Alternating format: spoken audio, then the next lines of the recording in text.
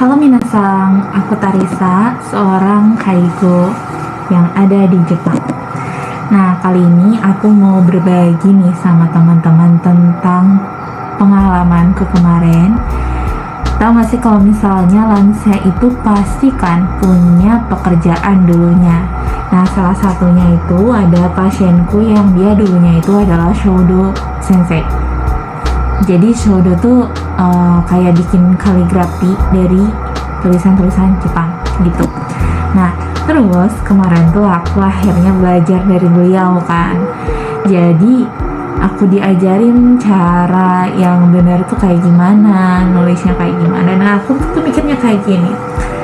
Ternyata seru juga ya kalau misalnya kita memanfaatkan ketika kerja di sini. Misalnya ini nih ada guru shodo, ini ada guru foto, ada apa gitu kan, mereka tuh profesinya macam-macam dan kita tuh serap ilmunya dari sana gitu. Jadi nggak cuman untuk merawat doang, tapi kita ambil ilmu dari mereka gitu. Nah, yang aku sesalkan itu pernah ada salah satu pasienku yang dia itu seorang fotografer dan memang fotonya itu bagus-bagus banget pokoknya. Dan waktu itu aku baru banget beli kamera dan waktu itu karena kita beda lantai kan, jadi aku nggak bisa tanya-tanya tuh tentang gimana sih caranya gitu kan. Dan pas mau nanya udah pindah ke lantai yang ada beliaunya tuh, ternyata kesehatannya malah menurun dan nggak sempet untuk tanya tentang teknik foto yang bagus tuh seperti apa.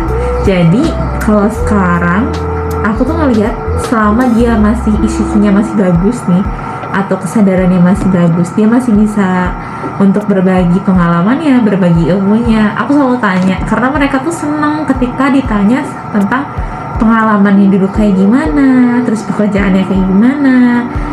Jadi mereka tuh membanggakan sama pekerjaan, mereka tuh membanggakan pekerjaan mereka, membanggakan apa yang sudah menjadi pengalaman mereka dan menjadi cerita mereka.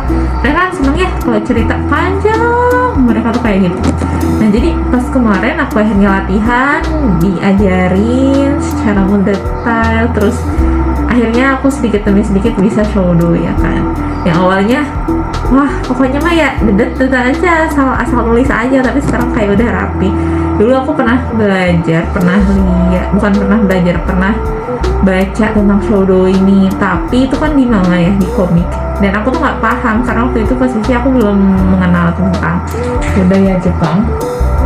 Jadi aku tuh cuma tahu oh shodo, oh nulis kaligrafi Jepang, kaligrafi menulis kanji gitu kan, tapi nggak paham itu tuh apa sih. Tapi ketika datang ke sini aku akhirnya paham, terus ngeliat orang-orang yang selalu latihan tiap minggunya, dan akhirnya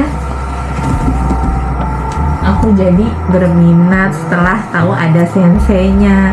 Jadi mereka cerita-cerita. Jadi selama minasang nih di tempat kerjanya, kecuali mungkin Tokuyo karena memang dia khusus ya, atau di rumah sakit itu kan gak bisa ya untuk diajak ngobrol. Biasanya kan kayak homo group itu kan mereka masih sehat-sehat tuh. Kalau punya pasien yang dia masih sehat dan masih bisa diajak ngobrol, mendingan serap deh ilmunya dari situ, supaya kita nggak cuma dapat ilmu tentang kaigo, tapi ilmu yang lainnya juga.